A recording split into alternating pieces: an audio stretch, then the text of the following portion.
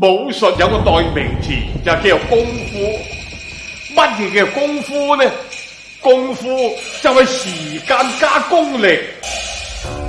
佢係粵劇武生，古老嘅武藝，200年前嘅木人樁係戲班入邊對練最忠實嘅伙伴。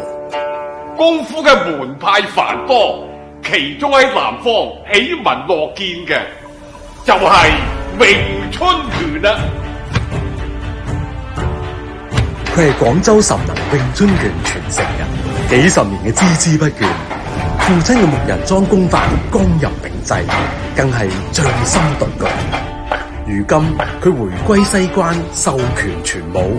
佢同弟弟以及弟子們，將父親傳落嚟嘅詠春武學傳播至粵港澳及世界各地。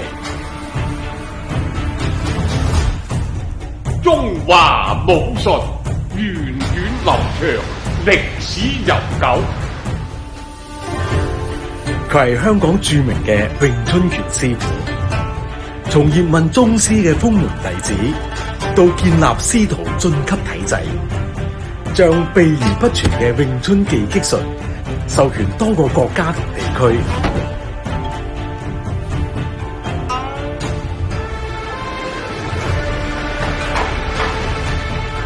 佢係澳門、佛山兩地著名嘅詠春師傅，如今喺澳門、佛山兩地授權開館，將東方武學嘅執着精髓融入教學。